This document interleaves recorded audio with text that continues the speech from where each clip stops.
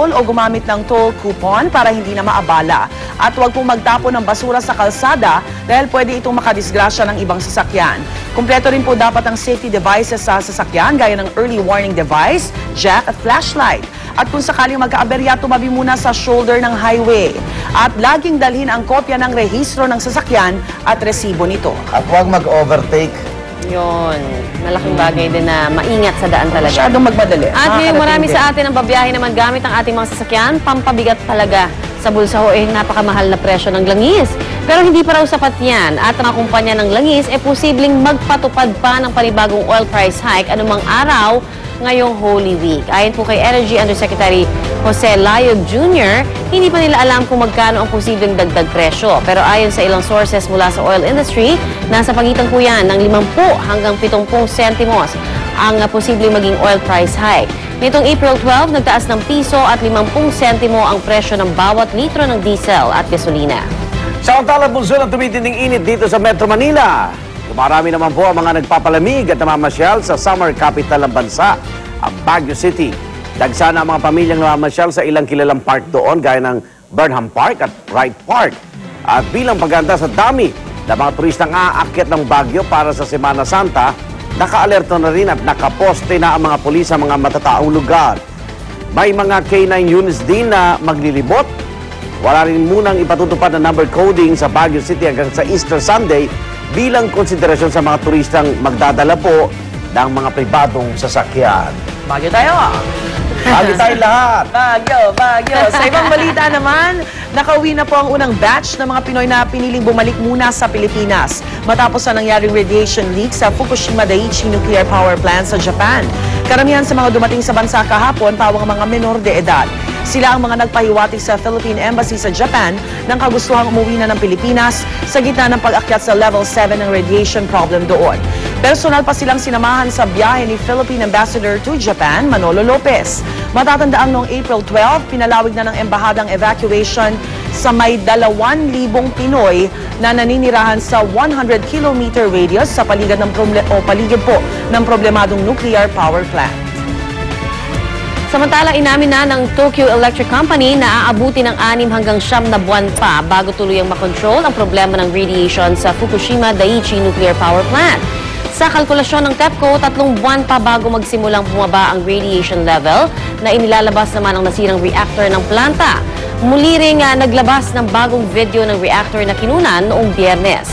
Ayon naman sa Japan Nuclear and Industrial Safety Agency, posible umano silang maglatag ng bagong plano para pigilan ang paglala ng sitwasyon sa nuclear power plant. Partikular ang pagtagas ng napakaraming radioactive water mula naman sa napinsalang reactor. Wala pang naitatalang nasawi dahil sa radiation sa Japan, pero may 21 trabahador ng planta ang kumpirmadong may minor radiation sickness.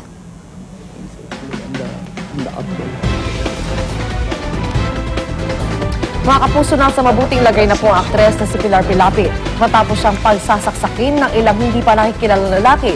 Base sa pahayag ng aktres, gabi nitong Huwebes sa Riverbanks Mall sa Marikina, nang agawi ng 2 lalaki ang kotse na lula ng aktres at kaanak na si Rosel Jacusalem Peñas. Hindi pa rin nare-recover ang sasakyan ng pinangangambahang na carjack. May lead na raw ang pulisya sa kaso, pero hindi muna nila inidetalye ang tungkol dito. Kahapon nagpatawag ng press conference ang pamilya ng aktres sa The Medical City sa Pasig. Ayon sa kanila, nakahinga na sila ng maluwag matapos bumuti ang lagay ng aktres. Pero labis pa rin ang pag-aalala ng aktres dahil hindi pa rin natatagpuan ang kasama niya sa kotse.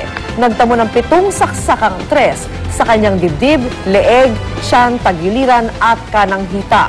May ilang pasarin siya sa muka at ibang bahagi ng katawan ng siya'y ma-rescue. Malaki rin ang paniniwala ni Pilar na carjacking ang pakay ng mga lalaki. Samantala, nagluluksa ngayon ang mundo ng showbiz sa pagpanaw sa isang aksidente ng batang aktor na si AJ Perez. Dead on arrival sa hospital ang 18-year-old na aktor matapos salpukin ang sinasakyan niyang van ng isang bus sa MacArthur Highway sa Moncada, Tarlac kahapon ng madaling araw. Sugatan naman ang ama ni AJ na si Gerardo Perez, Pangulo Manager na sina Cristina Ferrer at Danny Nunga, ang marshal na sina Edwin Pitilos at driver na si Christopher Bautista. Base sa investigasyon ng Tarlac Police, pabalik na ng Maynila ang grupo ni Perez galing sa isang show sa Dagupan City. Nakonvoy nito isa pang van nang mag-overtake ito sa isang 10-wheeler truck at mabangga ang tagiliran ng kasulubong na bus. Pinaniniwala ang nakaupo ang aktor sa likurang bahagi ng driver seat at natutulog malapit sa bintana ng tamaan ang bahaging ito ng van. Kasong reckless imprudence resulting in homicide with multiple physical injuries ang damage to property ang isasampa laban sa driver ng bus.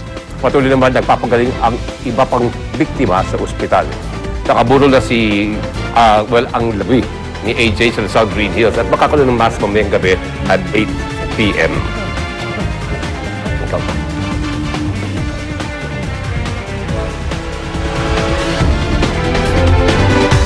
Samantala, isang sunog naman ang sumiklab sa isang mall sa Cebu City kahapon. Ayon sa Cebu City Fire Department, nagsimula ang sunog pasado alas 3 ng hapon at umabot ito sa general alarm.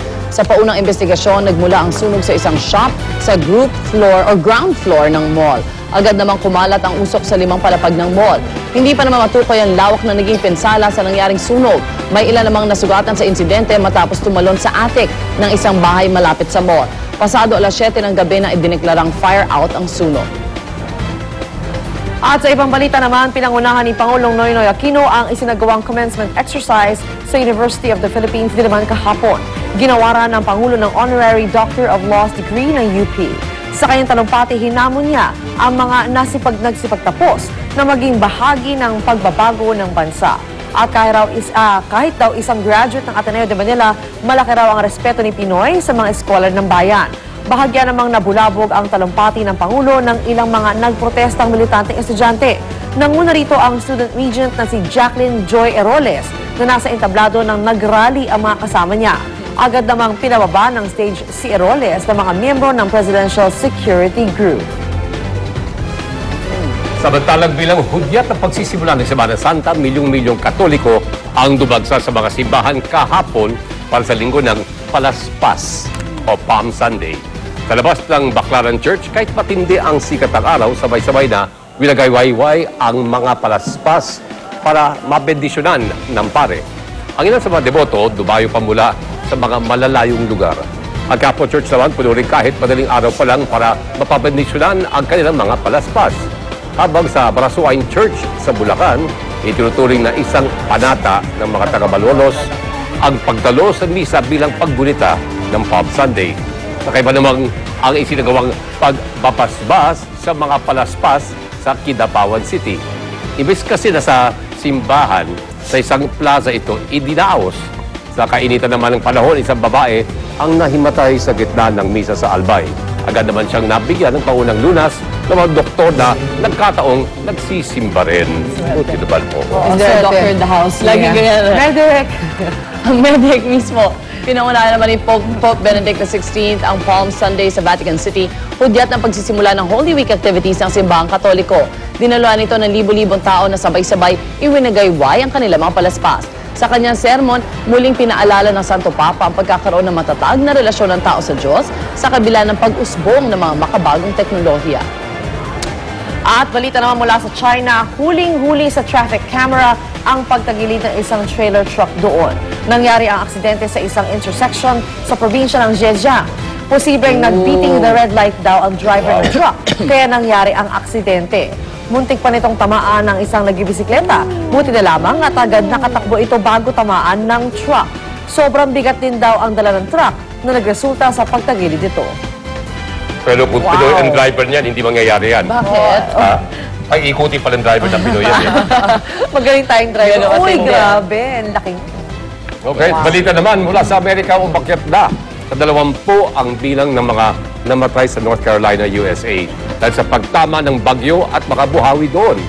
Maraming bahay at mga ari-arian ang nasira. Napinsala rin ang ilang linya ng kuryente na nagdulot ng blackout sa maraming lugar. Karaniwang sinasalantan